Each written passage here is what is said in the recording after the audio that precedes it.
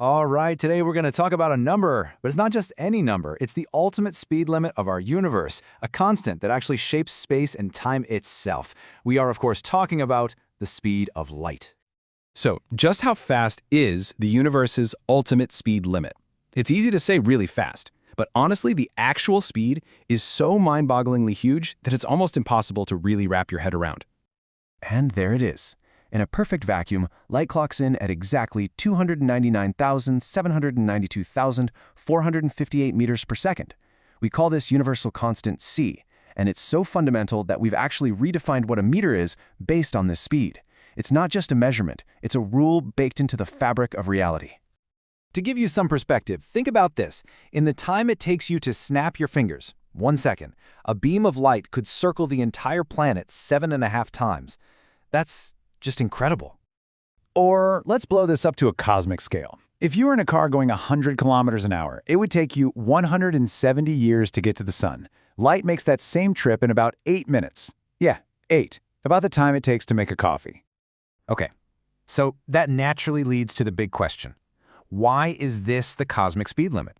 What's stopping us, or anything with mass, from just flooring it and breaking that barrier? Well, the answer comes from the one and only Albert Einstein and his theory of special relativity. He totally changed the game by showing us that c isn't just about how fast light moves, it's a fundamental property that's literally woven into the fabric of space-time. So here's the catch. The big cosmic roadblock. As you push something with mass closer and closer to the speed of light, its effective mass actually starts to increase. It gets heavier, which means you need more and more energy for every little bit of acceleration. To actually hit the speed of light, you'd need an infinite amount of energy. And well, that's just not going to happen. But light, see, light plays by different rules. It's like it has a cheat code. Its particles, called photons, have zero mass. And because they're massless, they don't have to accelerate at all. They're just born traveling at c. It's their natural state. And this all connects back to what light actually is, because it's not just a particle, it's also a wave, which is where things get even more interesting. You see, light is an electromagnetic wave. Think about it. Sound needs air to travel. Ocean waves need water. But light is a self-propagating disturbance in the universe's electric and magnetic fields. It doesn't need a medium. That's why it can travel through the total emptiness of space, no problem. Okay, but wait a second. This brings up a really common question. You've seen a straw look bent in a glass of water, right? That's light bending. So, does that mean light is actually slowing down when it goes through stuff like water or glass?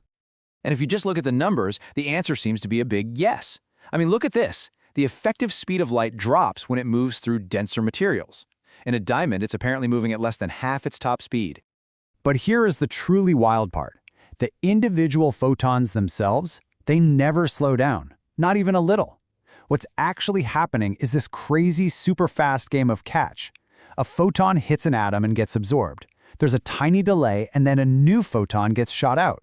It's this constant absorption and re-emission that creates the illusion of slowness. Between each atom, every single photon is still zipping along at c. So how in the world did we figure all of this out? It wasn't one single aha moment, that's for sure. Measuring something this fast was one of the greatest scientific challenges ever. I mean, this was a real scientific adventure story. It started back with Galileo and his famous lantern experiment, which didn't work, but it was a great idea.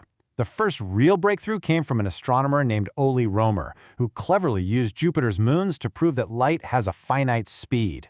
Then in the 1800s, things got really clever with rotating mirrors and wheels, getting us closer and closer to that super precise number we know today. Okay, so let's get to why all this matters. Because this cosmic speed limit isn't just some abstract number for scientists in a lab. It fundamentally shapes how we see everything.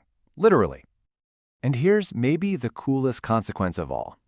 Because light takes time to get from point A to point B, every time you look up at the night sky, you're not just looking out into space.